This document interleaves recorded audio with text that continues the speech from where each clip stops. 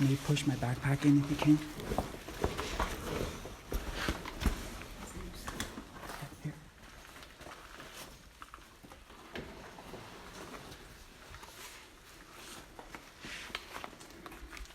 Oh, God. It's foggy. This adds to the creepiness. Alrighty, guys. We're inside the mine. Right to the right, some old barrels and some ties. Nice quartz seam in here. Yeah. Runs all around the perimeter. Right away, a pretty big opening. There's some tracks that are underneath the mud. But let's continue on and see what this mine has in store. The first rain in probably over a month and a half, so it's very humid. It's kind of adding to the creepiness. It's a little mucky, Cheyenne, but fairly big quartz vein here, running all the way in. You'd almost like that's a very flat roof, eh? Flat back. But let's continue on.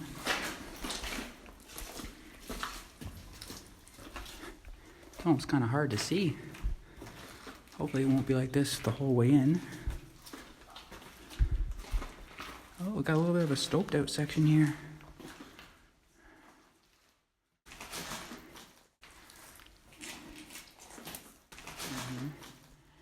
You can see the vein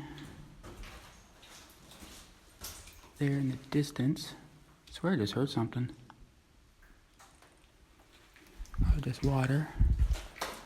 Very mucky. Stick to the right there, Cheyenne. Oh, boots are gonna get wet. Oh, it's so bad.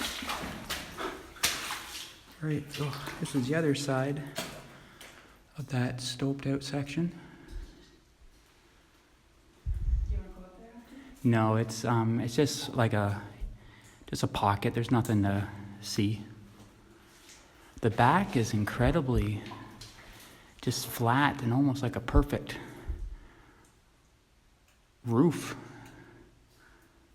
Kind of looks like a hanging wall. Yeah. More quartz vein there. Fairly big in size. At least a foot wide. Some spots maybe 2.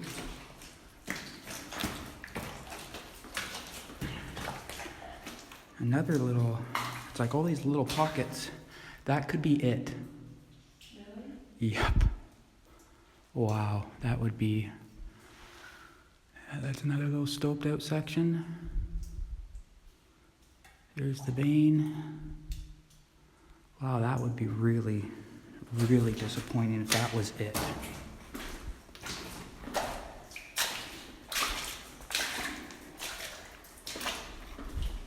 That is it. Wow. We've been eyeing this one up for a while here. This mine was discovered, well, first staked in 1972 and then ran to about 1983, I believe. In that time, I think they removed about 650 tons of ore. And from that ore was a little under 1,000 ounces of gold. There were some traces of copper, but this is a gold mine. Since then, since 1983, multiple companies have worked this property, but it's all basically been diamond drilling and surface work with some trenching and soil sampling. Cheyenne's gonna go up there and check out the stope section. So this is the first little stope section. It's not very big. Got a couple stalls here holding the back. And pretty nice size. See all the Sized quartz vein. The Yeah. Some drill holes. Maybe I'll just go up there and just see what's... It kind of goes down a little bit here. Maybe.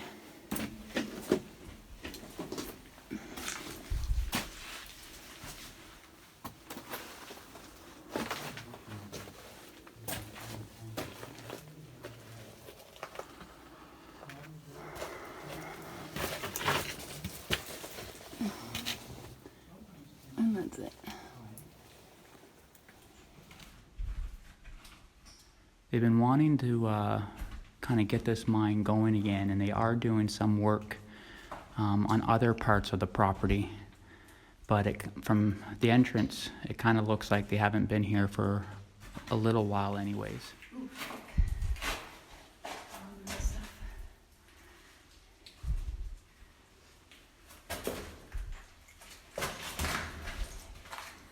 Well, this is a pretty prime example, guys, on what mine exploring can be like. Luckily, this one wasn't too hard to get to. That's where the bugs are, Shane. Oh, really? Oh, yeah. It is a grasshopper. Yeah, jumbo size. Yeah. But you put in all that work to get somewhere, and like I said, luckily this one wasn't too hard to find, but and get to. It was a quick hike. So you don't know unless you go. And with over 1,800 mines in BC, we know we won't be able to explore all of them, but we definitely want to try. So we'll touch base with you guys when we get back outside. So out front of the portal is a beautiful ore cart, and it's crazy that they would have had this inside for such a tiny mine like this. Probably only had one, but there's the name. We were going to keep this secret, but from the looks of things around here, they're not working here anymore. Beautiful cart. Got some pieces of ore inside. You can see the quartz on it. Lots of staining too, so there could be some gold in there.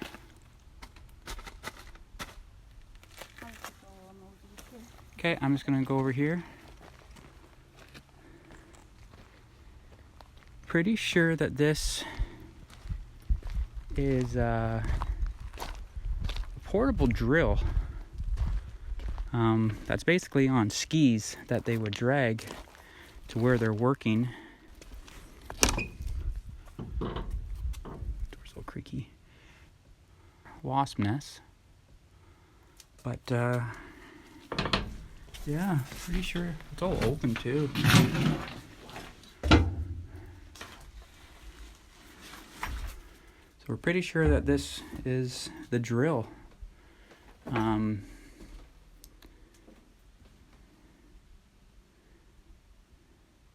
It looks like it can slide forward, and then there's pulleys on the front and whatnot, and then it would bend down to then drill. It looks like they can adjust it multiple ways.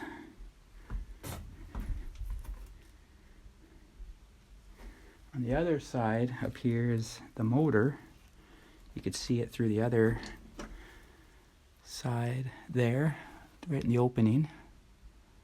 We'll take a look when we get over there. First aid area.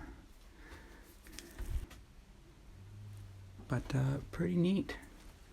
All their gauges over here.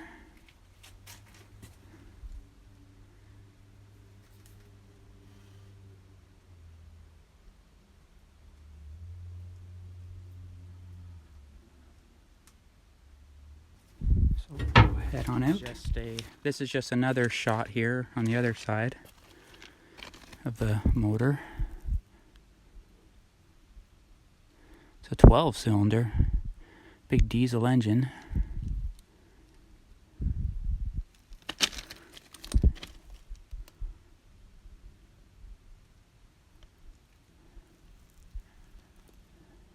fairly decent shape, but and there's the front here.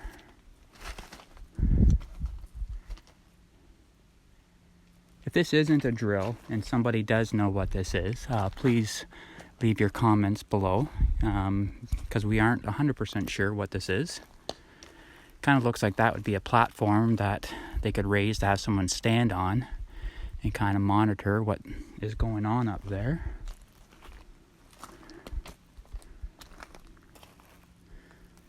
That's where they connect their water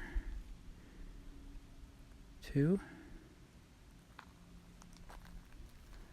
The Cheyenne's gone way up the hill there. So let's go touch base with her. So this is where they've done some of their trenching. About halfway up the hill. And then this is some older workings here. Doesn't lead anywhere. But just there's this trench that kind of runs right beside the adit here.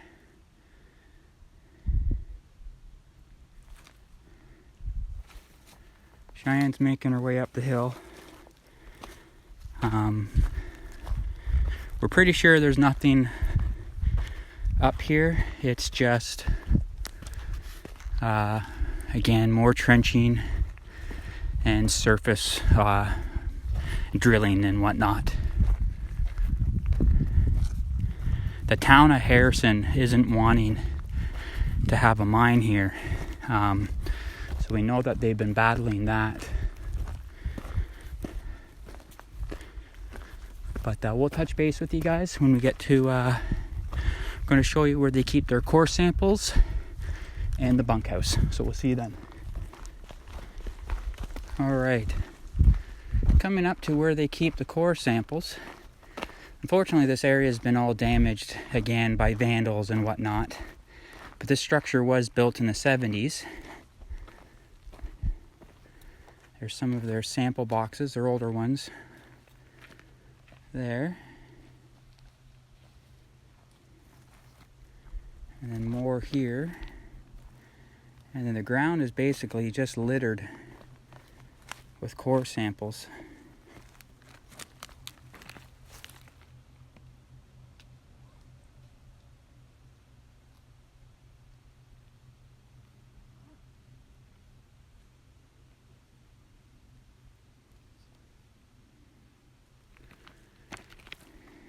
They have some all stacked up here too, with their nameplates on them, from what section they were from and how deep they got them from. But as you saw in the mine, they weren't that deep, or wouldn't have come out of anywhere too deep. Can't even read the names on the plates, but quite a few samples everywhere. Like there's boxes to the left of the bunkhouse. This was kind of a bunkhouse slash storage shed slash office.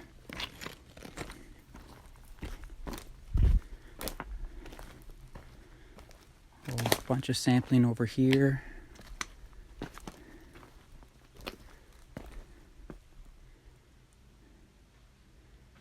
Seems like they've done more sampling than anything.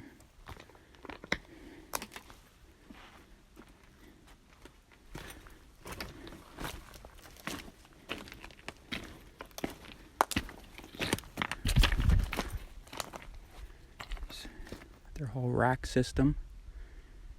People go through and take little bits of the samples, which is unfortunate because, again, when new owners come, they kind of rely on this to get their information to determine if it's worth checking out another spot that they've been drilling because of new technology and whatnot. So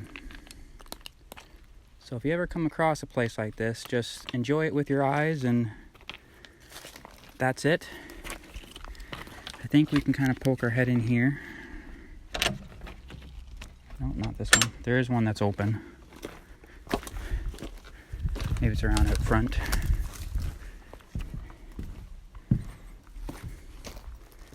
Is there a window there? Okay.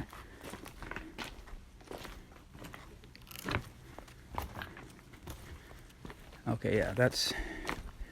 We've seen a video of someone going in here, and we won't do that. But we will just open it up just to show you guys inside.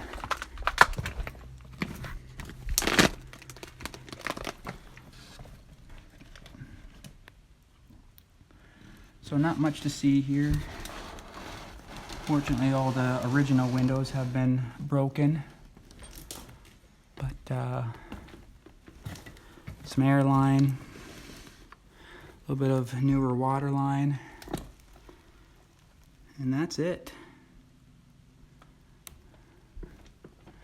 The newer owners have done a little bit of work here in the past couple of years. Thank you, Cheyenne.